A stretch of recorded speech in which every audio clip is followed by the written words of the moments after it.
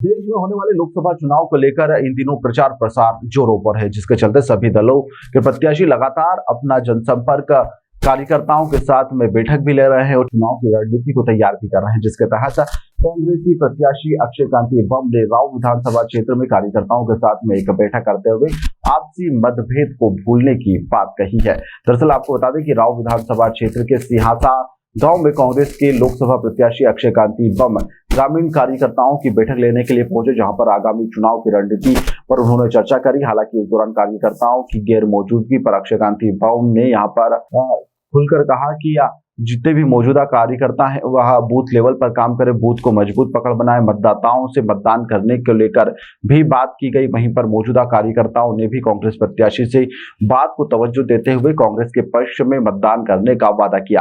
हालांकि इस दौरान अक्षय कांति बम मीडिया के सवालों से बचते रहे और उन्होंने कहा कि इस बार जनता परिवर्तन चाहती है और एक बार फिर केंद्र में कांग्रेस की सरकार सत्ता में आएगी।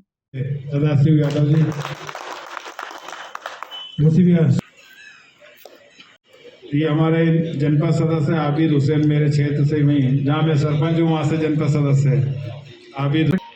सरपंच साहब आओ, नाव सरपंच साहब। श्रवण। भारत माता की, भारत माता की। Congress party, Congress party, Congress party. धन्यवाद। आज हमारे बीच हमारे इंदौर के लाडले उम्मीदवार परम आदरणीय अक्षय बम जी, पूरे क्षेत्र के कार्यकर्ताओं को बहुत बहुत स्वागत अभिनंदन है कार्यक्रम में।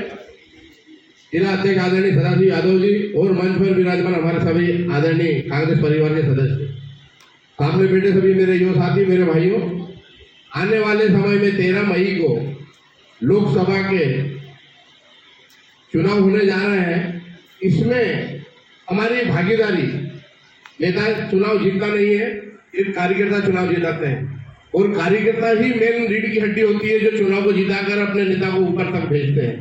तो हमारे क्षेत्र के जो कर्मठ चुनाव को लेके बड़ा अच्छा माहौल है। हम लोगों को बहुत क्लैरिटी है कि हमको किस तरह से काम करना है। अभी 2023 का विधानसभा का चुनाव हुआ था, तो हर बूथ की पोजीशन हम लोगों को मालूम है, कहाँ कितना पुरुषार्थ करना है, क्या कार्य करना है। और राव विधानसभा तो ऐसे भी जीतू भैया की विधानसभा है पूरा।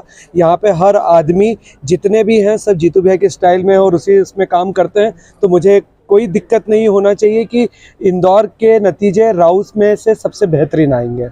भाजपा के लोगों का कहना है कि कांग्रेस के पास प्रत्याशी नहीं था लोकसभा में उतारने के लिए, उन्होंने इसलिए आप ही को खड़ा करा। आप ये देखो कि कांग्रेस कितनी मजबूत है कि उनके एक बार के सांसद के सामने जो आदमी चुनाव नहीं लड़ा उसको खड़ा कर दिया। आज कांग्रेस पार्टी जो है वो समुद्र है और समुद्र में आज की तारीख में भी अगर आप देखेंगे तो कांग्रेस ज़्यादा सीटों पे चुनाव लड़ रही है आज कंपेयर टू द बीजेपी। तो मुझे नहीं लगता कि इस चीज़ के बाद में कोई भी दम है। आज जो मतदान हो रहे हैं उस पर क्या लगता है आपको कि इसमें कांग्रेस कितनी सीटों पर अपना परचम लेना पाएगी? ये बड़ा नेशनल मुद्दा है। 102 सीटों के आज चुनाव हुए हैं, तो उस पर कोई भी पार्टी का केंद्रीय आदमी ही अपनी बात रख पाएगा तो उस पर ज़्यादा बेहतर होगा। आपको लगता है कि इस बार चुनाव में कांग्रेस वापस से कमबैक करके भाजपा को शिकस्त दे पाएगी? 100% कांग्रेस कमबैक कर रही है, क्योंकि देश के मुद्दे वो नहीं है जो दिखाए जा रहे हैं। देश का मुद्दा महंगाई का है, बेरोजगारी का है, MSP का है और इन मुद्दों पे जब आम जनता निकल के वोट करेगी तो परिवर्तन तय है। किन मुद्दों को लेकर आप जनता के सामने जा रहे हो? यही महंगाई और बेरोजगारी। अभी आपका जो घोषणा पत्र घोषित हुआ उसमें ट्रैफिक की व्यवस्था है, बहुत सारी चीज़ों को लेकर आ रहा है, तो उनका मुख्य कारण क्या है? नहीं, इंदौर का मुद्दे अलग हैं और देश के मुद्दे अलग हैं। इंदौर के मुद्दे कॉमन मुद्दे हैं जो महंगाई और बेरोजगारी का है। इंदौर में एक सबसे बड़ा मुद्दा ट्रैफिक का है। यहाँ पे व्हीकल की पॉपुलेशन बहुत ज़्यादा बढ़ रही है। जहाँ हम आज से 30 साल पहले बोलते थे हम दो हमारे दो, तो ऐसा कैसा कहीं ना कहीं व्हीकल्स को कंट्रोल करना बहुत ज़रूरी है। अगर आज की तारीख में इंदौर की जनसंख्या लगभग 35 लाख है और 10 से 12 लाख लोग ऐसे हैं जो रोज़ अपने काम के लिए आते हैं और जाते हैं। मैं अगर इसमें से 2 लाख लोग भी समझ लूँ कि जिनका रोज़ 1 से 1.5 घंटा अगर वेस्ट होता है तो करीब 25,000 घंटा रोज़, मतलब 25,000 दिन रोज़ वेस्ट होते हैं। तो कितना साल वेस्ट हो रहा है इसको आप समझ सकते हैं। सनातन के मुद्दे पर हमेशा भाजपा कांग्रेस को बताड़ती रहती है, कई आरोप लगाती है सनातन के मुद्दे पर, तो उस पर क्या कहना? जो लोग कहते हैं कि सनातन मुद्दा है वो लोग ही बात गलत करते हैं। सनातन जो है वो आस्था का काम है और आस्था का केंद्र है। आज मैं भी अपने घर से निकलता हूँ तो भगवान को राम करके निकलता हूँ, मैं अपने पाठ पूजा करके निकलता हूँ। लेकिन अगर आप सनातन धर्म को राजनीतिक कर रहे हो तो ये बात बहुत अलग है। जो मुद्दे होते हैं, मुद्दे सिर्फ बेरोजगारी का और महंगाई का है और उस पर चुनाव लड़ता है और आदमी उस पर वोट डालता है। कांग्रेस को छोड़ के बीजेपी में गए नेता, उनका कहना है कि जो राम का नहीं वो किसी काम का नहीं, उसका क्या कहना?